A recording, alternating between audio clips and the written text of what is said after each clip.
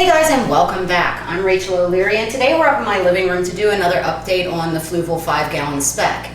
At this point, it's been running for really close to 2 years, and I just wanted to give some further thoughts and show you an update on how the plants are doing, as well as be able to feature Sid Fishious a little bit. A lot of you guys in my live streams, which I do every Friday, have been asking how he's doing.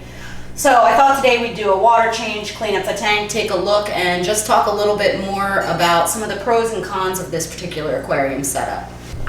So just to remind you a little bit more about this setup, the vast majority of the plants are low light. We have some moss, some different bucephalandras, some anubias, there's some subwasser tang, as well as a few crypts, and then it's planted with dwarf hairgrass, and the dwarf hairgrass is pretty hit or miss. Now, I do find that the light for this aquarium is sufficient, especially for these low light plants, and I am using a good substrate. I'm using a Tropica substrate, which has really helped with the hairgrass. I am occasionally supplementing fertilization with some of the Tropica specialized fertilizer, but I can't really say that I fertilize this aquarium because it's sporadic at best. There's also some small swords, Echinodorus rennie, in there as well. And the only real stocking in this aquarium is Sid Fishious, which you guys named, as well as a few Amano shrimp, which I rarely see, and a bunch of pest snails, mostly ram's horns. So I'm going to go ahead and clean the glass and drain the water, and we'll take a closer look. I think my number one criticism of this aquarium has to be how, if the water line drops at all, it drops in this back filtration chamber first, so the water line is right there right now, and I think that's kind of a design flaw. I feel like that shouldn't happen. Also, the various intake strainers in this aquarium can be an obstacle for keeping shrimp or very, very small fish, because the shrimp can get sucked through that filter compartment and into the filter chamber. That being said, there are easy modifications that can be done in order to prevent this from occurring. So what I generally do in this aquarium is take off my lid, and then I just take a razor blade, excuse me, Sid, and it does get just a little bit of green spot algae on the glass. So I simply, before I start, just scrape the glass to remove that algae. Nothing really eats green spot algae, so I find the best thing to do is to just manually remove it. At this point too, I'll often manually remove some of the snails, but again, I think pest snails are a good gauge of maintenance, and they only really become terribly numersome if there is something for them to eat. So I like to leave them in most of my aquariums. This tank has a frosted film background, and I don't bother scraping the back because it doesn't seem to get any sort of algae back there. I've been overall very, very pleased with this as a kit. I'm just using a very small gauge hose, and I'm going to do a water change and hover over the substrate in spots to remove detritus and mulm, as well as some of these pest snails, which I'll then take downstairs to feed to my puffers. I'll also fluff the moss a little bit to get any debris out of that, and just clean things up a bit. Now, I use a very small diameter hose for this aquarium because I don't want to drain it completely. I only want to do about a 50% water change, which is what I do weekly on this aquarium. I do have to be very careful when hovering over the hairgrass to not disrupt it, because Tropica substrate is very light and it's easy to uproot plants.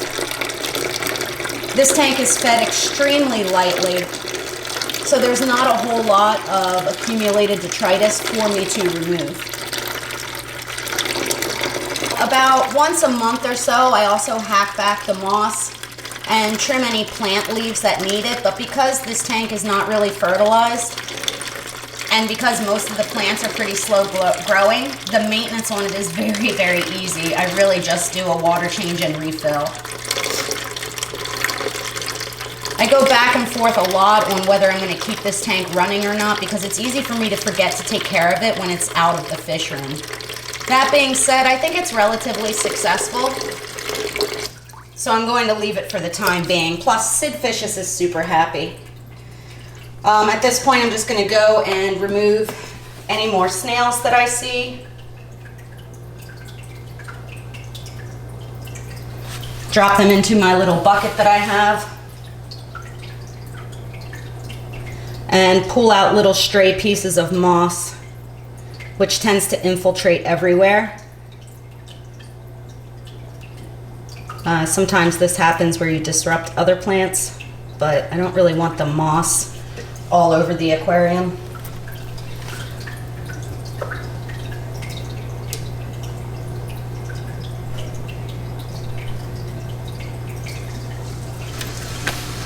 I'm just going to shape some of this moss that's getting a bit leggy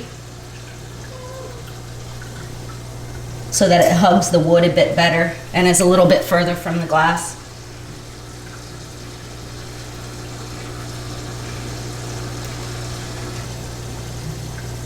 Try and keep the moss from shading the hair grass too much, otherwise it won't grow. And you can see that pretty obviously here where the hair grass has died off, mainly because of the shade of the moss.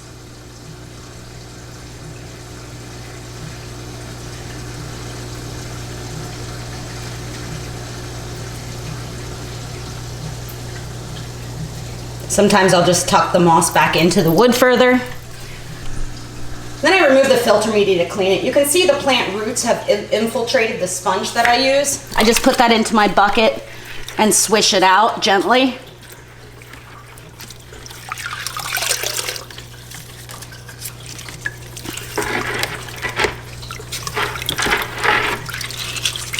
Rinsing out the ceramic media as well. And then replace it.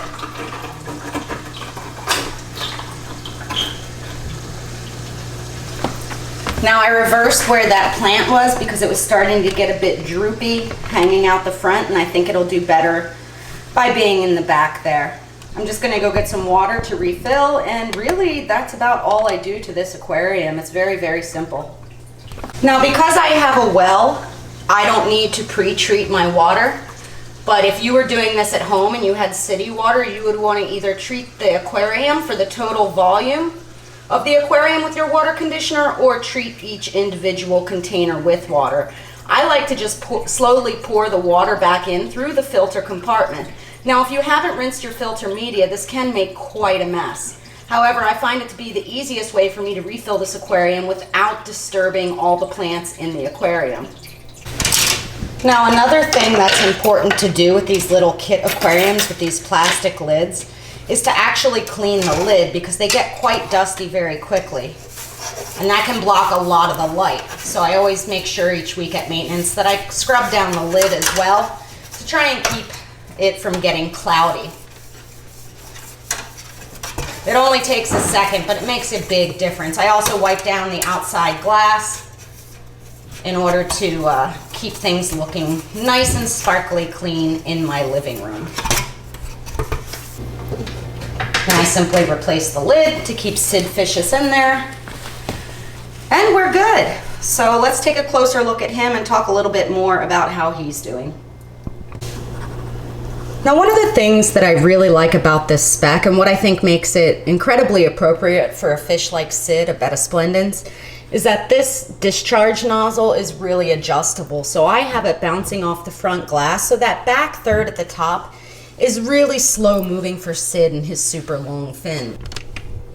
Bettas don't really appreciate a ton of flow, and this aquarium is especially well suited with its adjustability of that output. In fact, Sid is almost always bubble nesting and really enjoys utilizing this entire aquarium. His favorite spot is over here underneath this little thicket where he likes to lay and rest when tired. He also really enjoys fighting with the discharge nozzle and can often be found flaring at it aggressively. Now, I did an entire Betta care video for you guys, and I'll link to that here, but I think we can all agree that Sid is doing quite well, and this nice gentle filtration is a great way to preserve his fins.